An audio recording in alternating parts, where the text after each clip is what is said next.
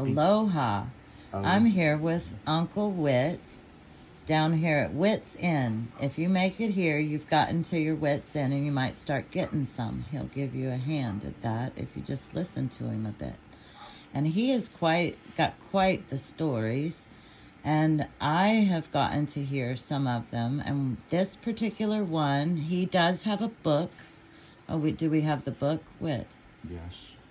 We can show them the book. We can do that here in a bit. And you can order the book on Amazon. Is it on Amazon? Yeah. All right. This is the book, Like the Sun at Midday. All right. But this story isn't in the book. And so I've asked him if I can be the holder of this story for him and share it with you, and he has agreed. So from here on out, I'm going to let Uncle Whit take the stage. Wow. Well, yeah, the fact that I've gained some notoriety in my life, and part of that is as a storyteller, and then a woman that lived here was impressed enough to write a book about me, Like the Sun at Midday is referring to me, so I'm bright enough. And my favorite, or what I thought always, without any doubt, my most amazing story was what I called the hair story. And she had heard it, and it's not in the book. Oh. And that was the first thing I asked her when she sent me the copy, and the book was selling to thousands of copies, and she's giving lectures and things. Why didn't that story make it in the book? And she doesn't really have an answer for that, and it doesn't make sense. It's just this amazing story. But yet, it has to make sense. It's perfect that somehow this story has not been really revealed to the world. A few individuals here and there have been part of the story, or saw it, or knew me and heard me tell a story. But for the most part, this amazing story hasn't been fully released yet. And it's right up there with most unexplained stories ever told. And it happened on Mount Shasta. Okay.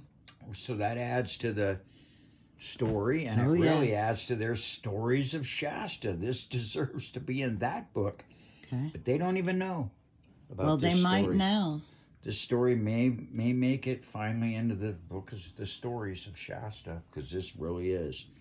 All right. I went there a bunch of times in my life. Loved that mountain. Freeway goes right by it, so you really get to see it anytime you're going north and south, up and down the west coast. But in '84, the Rainbow Gathering the year before, at our Vision Council, we had picked California. '83 was Michigan.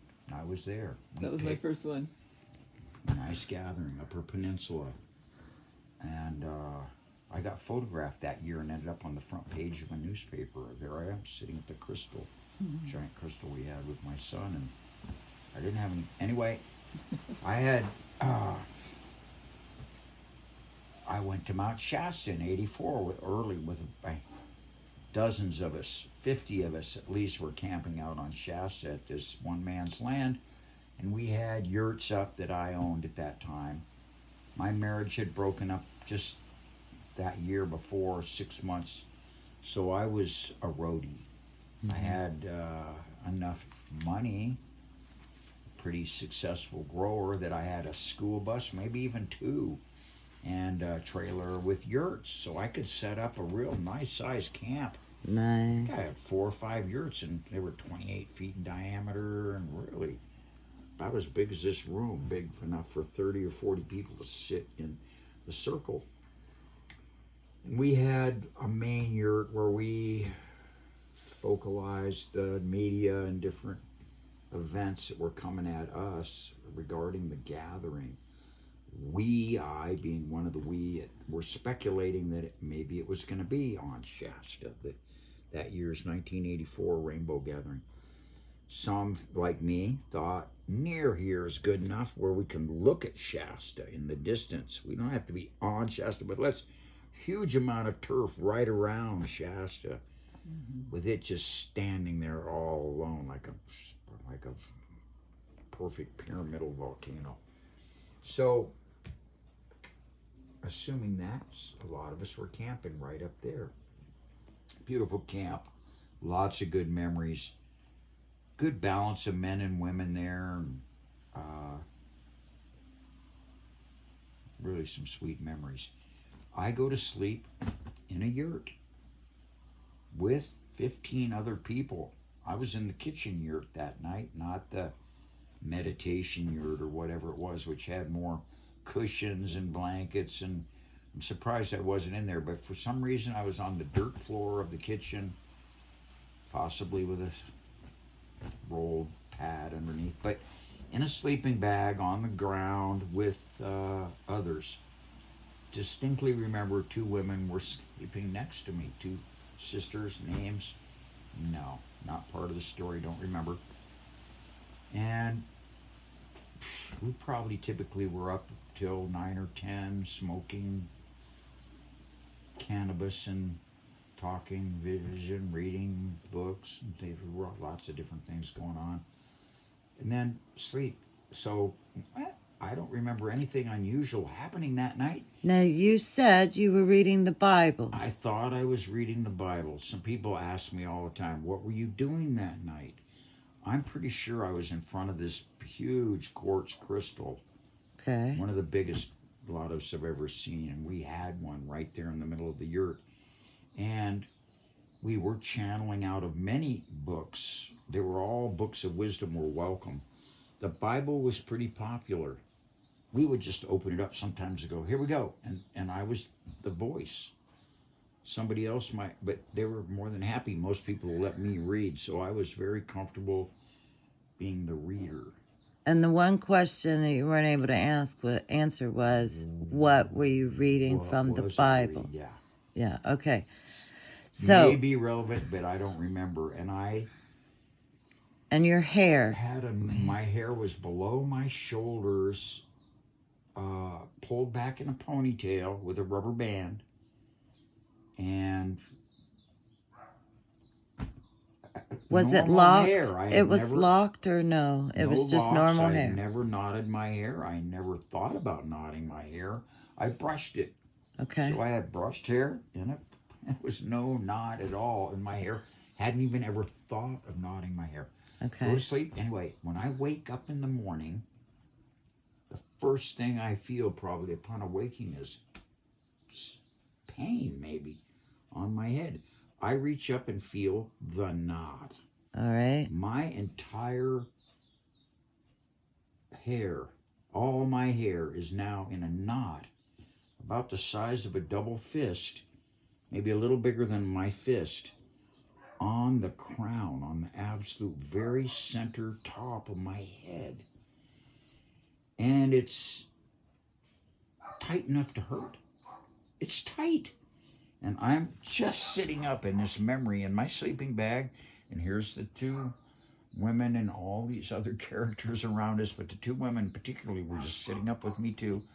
And I said, what? And they were looking at it, and that's the original knot right there. This portion, this ending thing here. When I touched it that morning, the rubber band fell off in my hand. Completely unexplainable. How did the tail had been sucked up, in other words, through the rubber band somehow, and was now in this knot right there, and the rubber band fell off, untangled in my hand. Not even a hair. And I was speechless now that I'm reliving this, so and they're looking at it, speechless too, and they said, we could cut it off, but we can't untangle it. I remember them saying that, and I said, no, there'll be no cutting off. This is way too unusual. It just got my attention again. I just went, what happened? I had no, it still doesn't make any obvious sense. I mean, Right. it's not obvious. I've speculated, well, no, I'm marked. I'm a marked man. This is like a facial tattoo. This is a statement. Yeah. I'm now going through life. Everybody that looks at me knows, oh, he's different. We're not going to hire him if he even wanted to work at the restaurant. Right. Probably What year was no. this again? 1984. 1984. So almost 40 years ago, 39 years ago, a little bit over 39 years ago. I'm 37 or 38. That's where I'm at in my life. My marriage had broken up that year, 83.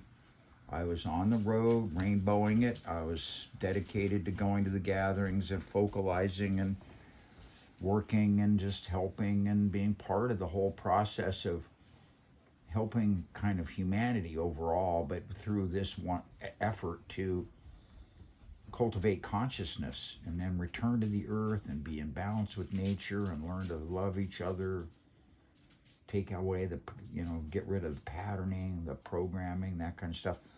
A lot of things, psychedelics, a lot of things were taking place. I didn't do. One of the questions asked me was, were you on acid that night, Whit? I went, no. Not that night. I don't know if that would have been part of this story anyway. Look at all the people that have tripped. Millions of people have tripped. Their hair hasn't done that. I would have nodded. So Maybe how a did couple it get? people nodded. How did it get bigger then? So what happened was, okay, I decided immediately, no, I'm keeping the knot. And my hair was like now. Here's this normal hair on the sides, but right up here is the knot. Right.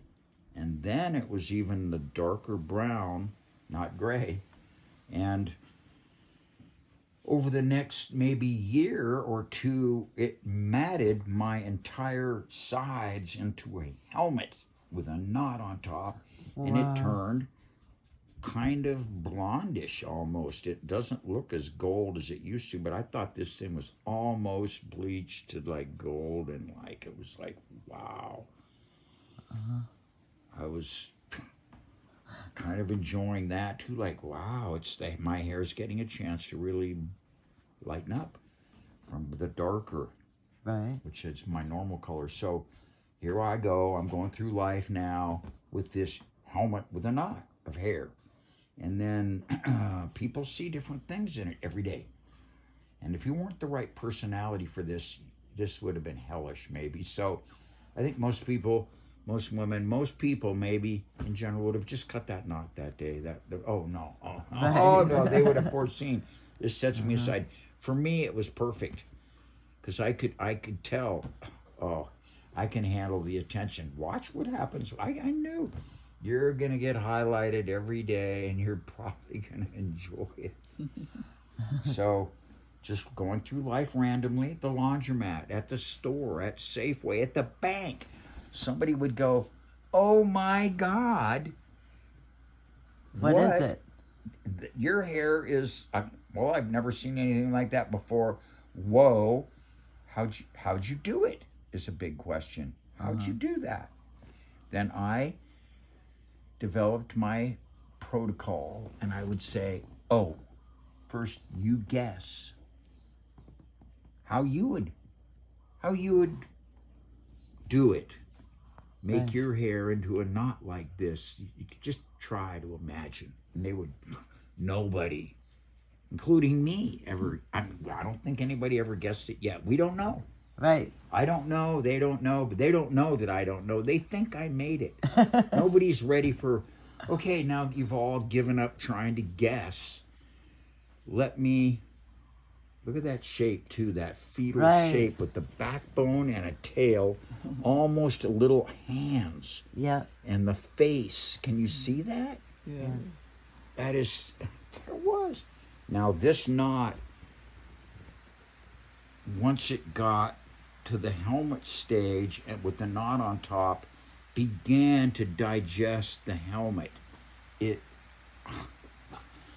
could It was plan like a this? living thing. This is 7 years. Whatever hair was on my head, 7 years worth plus 7 years of having the knot. That's that much hair. It sucked the helmet, the remnant of the helmet's right there, sucked the helmet up and made the backbone longer as this knot grew down my back. Oh, man. In time, in the 7 years, it had made it down to about here. Oh, I bet that was uncomfortable. Very, very painful on my head almost the whole time. Scalp does not like this. Even at night, I was in pain. I'd have to lay there just going, fuck, even now, my scalp is bumming. Yeah. But I thought, oh, you're a warrior. Wow. Once you cut this off, no one's ever going to see anything like this again. This is like less than once in a lifetime. Right. Once in many lifetimes. No, it's one of a kind story is what I can understand. We never heard a story like this, and not in one night. Now that just falls into the realm of the paranormal or unnatural, and I've had past life readings and hypnotic regression trying to unlock that night further, and I kind of run into a wall. There's like some understanding there, like I was in Shasta, maybe inside Shasta, in the tunnels, in the underground civilization, remnants of Lemuria, the Brotherhood of Light. Come in. Hi. Something is going on inside the mountain, and so I've got stirred memories of being in there, but it's not very clear. Anyway, in regard to this knot, I could never answer it.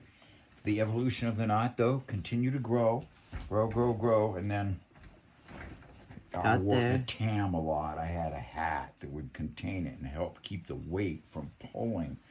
People came up to me almost every day, for sure, and said, how could, this is a Christian, on the streets of Santa Cruz, just came up to me and said, how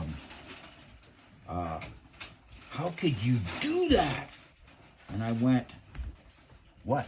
Because I didn't know what was triggering. And she said, well, that looks like a giant penis to me. How could you do that on your head? How gross, how pagan. And I went, wow. That's what you see? I see what you see. We can. Right. And yet, obviously, others see other things in it. I mean, the yoni is there, too. Yes. This is like, I see a dragon. See? There's like a bear or She's recording the non-story, so I'll let you guys listen. So, yeah, there's like a dragon right there. I can see. And then this away, it's like this cute little animal or something. It's an animal. It's kind of, most women will not touch this. I'm not most women. You're not. She's probably not either. She's probably not either. Didn't know if you wanted to handle it. I'd love to take it. Yeah. The thing is, it's like, is it gonna jump on me, or are there creatures in it, or bugs, or rats even? Like, I could just see them primarily going. The average woman was like, and probably dirty, so it stinks. And it doesn't. I washed that. I washed it as often as I washed in my lifestyle. So I'd be in a shower and I'd just let it soak with hair, and with water, and soap even, and squeeze it, and it would flush out. And so you finally cut it. so the day came to cut it. I don't think my friend in Northern Cal, we were in some remote area doing pot oil or some extraction process, staying in a cabin. And that was just it. I just had reached a point, I think, of pain for like years. Had really just like, I'm done. Yeah. He didn't believe it. Nobody would. I said, cut my hair. He said, what? No, what? I said, cut my hair. And so he did. And I had the knot sitting in my lap, and I was like, God darn it.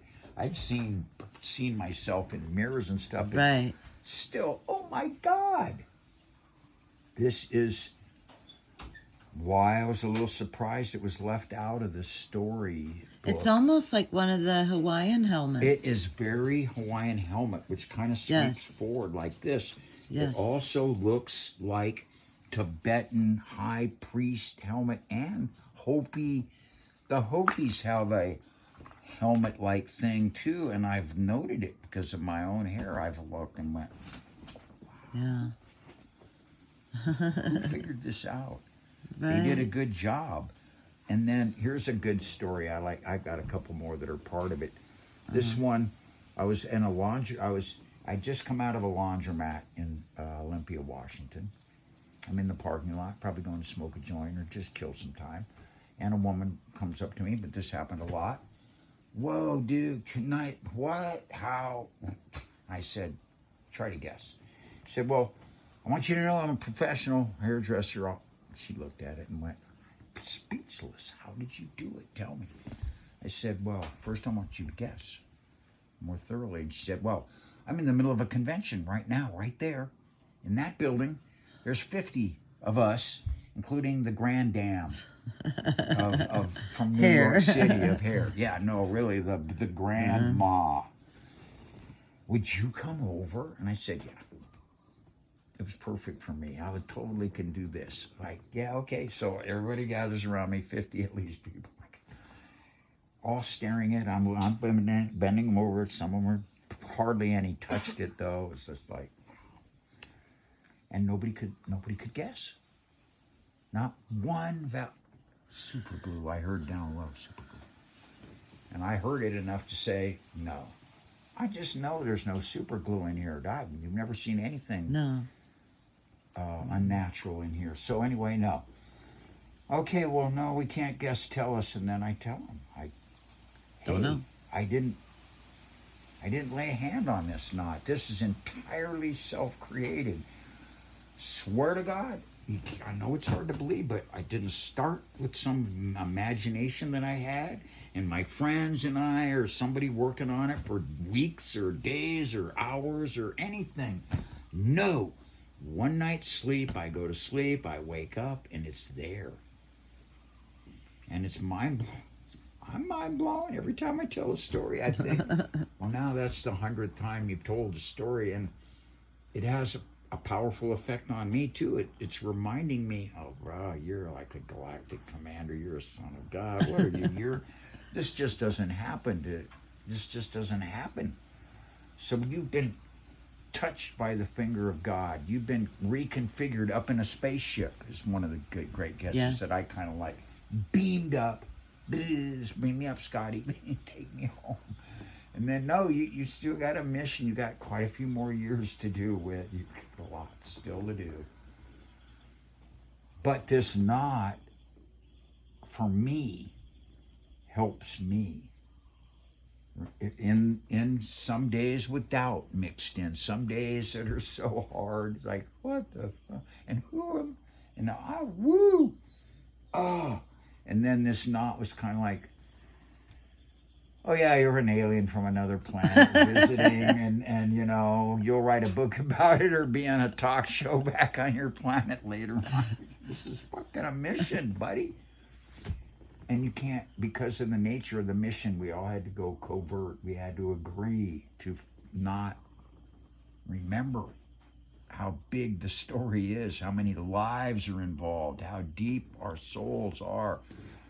Galactic.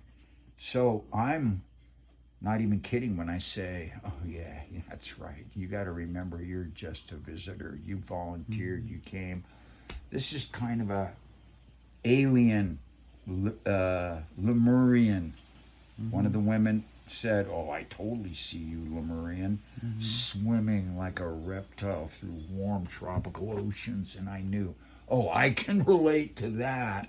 Yeah. And you're partially reptilian in this millions of years ago, or a blur of time, and it's all the same.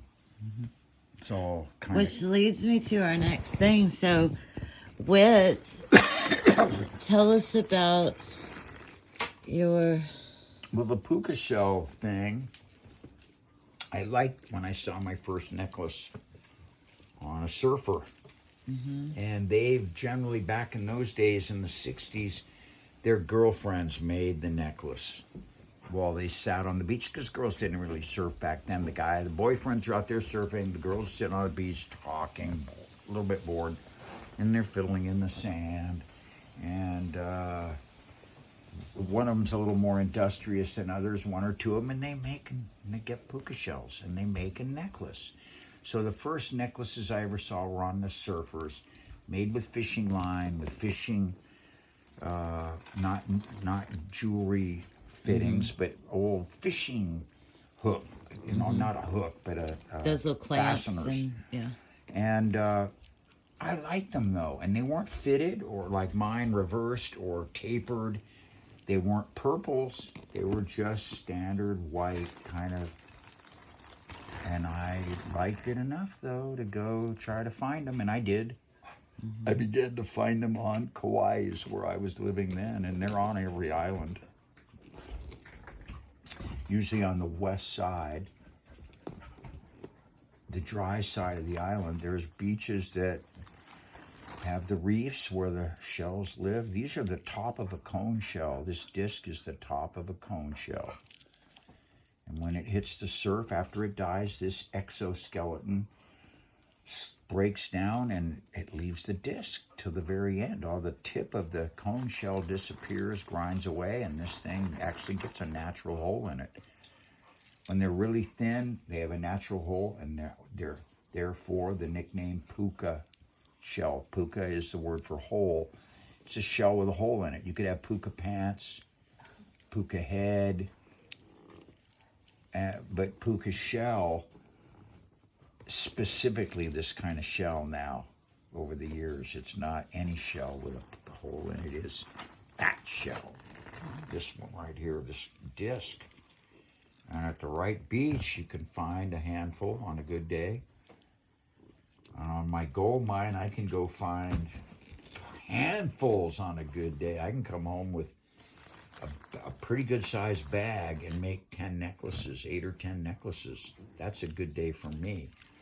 I'm the top of the pecking order, I suspect. I'm so good at it, and I've done so much of it that my eyes, can see it. I see it. Yeah, I met see an it. ambergris hunter that was the same with ambergris. He could find that. Find it. Yeah. Of course, we all can. If once you decide this is my thing, and do it enough, you get better and better steadily, and your eye improves, and you learn the difference between the shell and coral. See, that's the two whites on the beach. You're looking down from this high, and you see something white there. It's a waste of your time if it's coral to bend over and go like that. So I had learned, I can just tell by the opaque, it's slightly different white. Right. The texture of it, something. And I feel so smart when I go, I got you. And taking you home.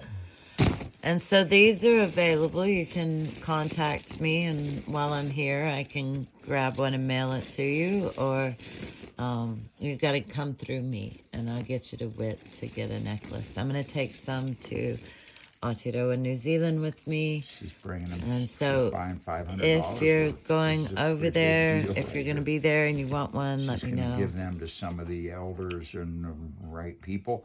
And it's going to be, I've been to Australia and given some away there to 2 Aboriginal elders. Totally knew that's what I was going to do. Yeah. They didn't know it was coming, but I did. I knew if I take extra necklaces, not just mine, as soon as somebody looks at that a little bit, especially Native people, the right people, I was ready to here, take my necklace Right. on your neck, because I want you to wear it the rest of your life. Knowing you deserve it, it's an empowerment moment for them. Yes. So I powered up a couple of elders during my visit to Australia. She's now going to do something similar with her visit to New Zealand. Yes, I have. Thank you. I have Stony and Kane are definitely both getting one. I'm hoping to get some Poanamu from That's the to jade. bring back. That's their name for the green jade that they make. There's a lot of different things in the sacred objects for sure, but artwork. Yep. And but some weapons maybe too with that jade. I've seen some things maybe. So we're going to do some cross-cultural exchange, and I am honored to hold this story for you, Whit. And This could be the beginning of the story going a little more global, because it's pretty darn amazing to me that I haven't been put in front of a camera like on TV even and gone, okay. Gaia I thought I could TV, wake like into what in Saturday the Night heck? Live or any of those things and just go, you guys want a pretty interesting, and I know this is mine, but here it is. And it was on my head back then, and I kind of fantasized, bring the polygraph test along, and we will find out if I'm lying or not. Because it's so hard to believe. I mean, it's just so, how did that not ever happen? And then have some real pro hairdressers look at it and go, we're speechless. We have no idea. So you were at this rainbow gathering too, Ananda? But I didn't know Whitney. You didn't It was know my Whitney first then? one. I was a In virgin. 84. I'd hitchhiked. First time I hitchhiked across the country so too. Michigan. We were both in Nice. Michigan then. '83. I flew in from Hawaii with one of my sons and made it on a bus and hitchhiked into that gathering. But I that is where I met Fantuzzi. So you're probably in the same crowd. I might have been in the circle with you, and we just didn't realize it. Yeah. So what do That you was a think small about gathering. his 7,000 or 8,000. It's cute. Michigan '83. Looks like it was alive at one time. it does look like it was alive. Does look alive. Like, Yes. dang. It's very dragony to me. My dad is dead, but at this time was a captain, retired captain, U.S. Navy. Normally in command of hundreds of men, a whole ship or a flotilla of ships even. I mean, the guy's a solid captain. And I'm his only son. I'm the firstborn. And I started dropping out hard at 20, 21. Deserted from the Navy after I got drafted at 22. He swore me into the Navy. This is an interesting, nobody's ever heard of this, but my dad had the power to bring me into the Navy like that. Because the power of the captain is so extreme. And at Christmas time, and I was going to be in the Army like in days, he said, I'd like you to join the Navy instead of the Army, son. I want you to survive. Our mother and I are really worried. Please join the Navy. And I said, okay. Good choice, good way to go. Okay. So I joined the Navy, and but I ended up deserting for conscientious reasons, like a year and a half later, 2 years later, and becoming a big, that's a pretty big controversial move. That was a big move. Nobody in our family ever knew anybody that rocked the boat like that. That was just mind-blowing, I'm sure. Plus, I clearly said I will not pay taxes or be part of this system that bullies others, many. No, I'm not going to be part of that military thing, and I won't do it. Won't kill. No, in fact, I want to, rather than fight it, even though I proclaimed in my letter to them, if I could, I would be willing to throw my life into the machinery that makes this thing work, hoping to stop it. But I don't see that as a real choice. So knowing I can't stop it by giving my life, I want to live my life as fully as possible as my antidote to this death cult. I'm going to go to the forests. I'm going to go to the clear spaces, not the cities, and find others, and ally, and become the hope that something good can turn out of this mess, because otherwise it looks like we're heading towards disaster. This is me in the 60s. I see us as America, Western civilization, as suicidal, in the sense that they're rushing towards a collapse. It has to happen.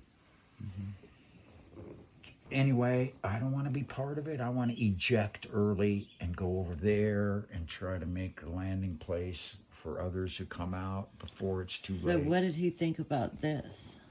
Oh yeah, so I was That getting was to like that. your Okay, so that's why I started the story about my dad. I come home I've had the knot for a few years. It's firmly on my head. I returned to my family. I've been having a giant gap, so they hadn't seen me for a while. I walk in the door. Mom says, "Hi. I hope you stay for dinner. Oh, we're playing poker tonight, please." And no, just all this really normal family stuff, and I've got this knot on my head. And I'm thinking, oh, somebody must have tipped them off. Because they're completely in. My dad, "Hi, son." They're all in agreement to not talk about the knot. Not like, what the fuck? So I quickly decided, oh, this is amusing, so we're not going to talk about the knot. Okay. I'm not talking about the knot. I'm not going to press. A couple of years go by, roughly. Wow. And I'm interacting with my family. And even when they had friends over, they must have coached their friends to, look, Don't we talk think about our the son knot. is so weird that he did this. And we don't want to give him attention. We know he did it to get attention. Look how much attention he must get all day long. People are going, woo, what the fuck? So we're not going to give him attention. So all this time went by. I totally forgot that they hadn't even asked me one question ever. The whole family, cousins, aunties, uncles, whoever was interacting with my parents, everybody was just pretending like hell everything was normal. And I found it slightly amusing sitting there at times, knowing this is the elephant in the room, kind of the 600-pound gorilla that nobody wants to talk about. So, getting to my dad, I'm sitting in a room like this one day watching news. And my seat is right here. I'm on the floor. Uh-huh. My dad's in a big cruiser lounge chair right there behind me. So my head is between him and the TV. And so he's forced to stare at it as he looks at the news. And I didn't see it coming. I'm just sitting there watching the news. All of a sudden, he just explodes. I'm enjoying this, recapturing this. Explodes in the chair. God damn it, son! I know you did that to blow my mind, you fucking asshole. And I'm on the floor rolling around laughing like, holy shit, he finally blew. And he thinks I did it to blow his mind. Whatever. That's cool, blowing my dad's mind. I got to admit, there's some value there. I enjoyed it. The captain his mind. So I'm rolling on the floor laughing. I mean, it's really the best laugh of my life. I'm pretty sure. He's storming around a bit. But he's not an intimidating guy. He's smaller than me and all this and that. Despite the fact that he's a captain, I'm an admiral. There's just something in our personalities, and he knows it, where there's no bowing or sir thing. I don't know. He and I have that thing going. So after I get the good laugh in, he's like, "Why did you do this? How could you do this? Why? Why?" And I didn't have that. I didn't have an answer. I know, like, if I had a choice, because it didn't seem like I did, it happened to me. What? Well, here's this. You guys want to hear the story? Mom, you guys ready to hear the story? They did. I said, okay, well, I've been kind of waiting for this moment, and I don't think it's because I need the attention or want it. I think it's food for thought that some things happen that are unexplainable, or what alien? What happened? I'll start by saying I don't know. I've tried to know. I should know. I should know. I don't know. It's part of the story. I don't know. I don't know how that happened. But this is what happened. Blah blah blah blah. Sleeping on Mount Shasta. Knew you shouldn't have hung out with them hippies. I knew it. Hippies have diseases that you wouldn't believe. They make your hair do that. This is. No, what was their response? I'm sorry. We're all speechless. It's just like now you don't know what to say. I don't either. Like, here's the story. Now what? I mean, I feel like most people go away like, I don't know. I even going to retell a story? Frankly, my feeling about the public is still kind of like, this just hit some other level of, doesn't fit in the brain, doesn't quite want to take it in. Just like, holy shit, what does that mean? What does that mean? Can my hair do that? Would the hairstyle catch on? Like, if the story goes viral and more people start waking up with hair like that? Oh, it's contagious. I still want to know what you were reading in the Bible. Yeah, wouldn't that be neat? That'd be a good question if I go back to a hypnotic regression again. Yeah. Let's take me back to that night. This time I have a couple of extra questions. Let's start with, what was I reading? Well, thank you, Whit. Thank you for Ananda, for both of you Rainbow Elders, for sharing some of your stories with us. And the Sun at Midday is online, $17. Yes, and she gets, the author Amy gets $6 of it. She's made a good. How many have you sold? Thousands, which isn't you're not a bestseller till you get the million or whatever. But she gets $6 a copy sold, and they get whatever 11 because there's 17 is what I've heard. I bought about 30 of them. I've gone online and bought 10 at a crack and then just given them away. Nice. Now it's up to the rest of the world whether we're real big after this. This is the one I kept for myself, but I asked people to, I loan it and then ask them to rotate. Here's Rose. Great. And Ray. We love you, Whit. Blessed to live and share an unwritten story with you each day, as many as can be. Loving our lives on the Aina, aloha, mahalo, full circle, attitude of gratitude, time to embrace greatness and prosperity with radiance, abundance, love, light, joy, growing and blossoming in oneness together. Love, Rose. And that wasn't the Cajun rose. That's another variety that came through. This is a different rose. Right. Well, I am so grateful to be here. I'm going to cut this one off, and maybe sometime we'll get some more stories from Whit, and you can...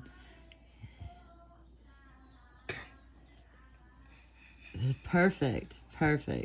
This is such an interesting place to visit. Whit, do you have a final message for everybody that is tuning in to this? A final message? Well, on this. On this? On this video. For this, you're going to be sharing this with me. Yes. Well, let's not give up. Let's never give up. Let's know deeply that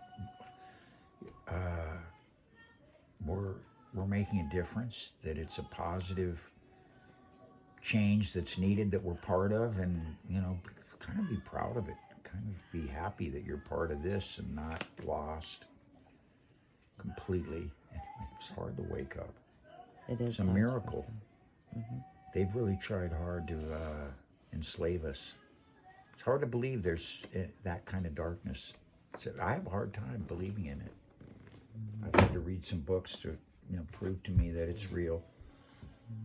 Now I realize that, okay, I'm a fairy tale guy where, okay, if there's darkness, but it doesn't get to win.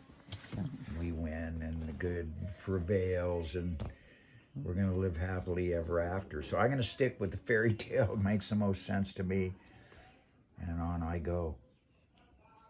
Well, I'm going to take some of these wonderful gifts of yours over to Aotearoa. Oh, that's going to be so wonderful to share. That's a bridge from Hawaii and then me to others. And please feel free to share my phone number, address, maybe encourage some visitors. Hey, yes, well, that's out. What I'm saying. If you want to share how to get in touch with you, or we'll write it down, and I'll needing some attention. Or I mean, usually when we get loud. I'm gonna. Yeah, I'm gonna have to get going.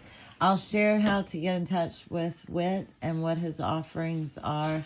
And maybe we'll get down here to visiting one more time before we go, and maybe we can even do a live if y'all like, subscribe, and tell me in the comments that y'all would enjoy that. We might be able to do one more visit because we got to come down and pay him for these. Oh yeah, you got to come down and pay. Yeah. What? I'd like to borrow the book if you're offering to lend. Oh yeah, I will. All right. Say aloha. Aloha. Aloha.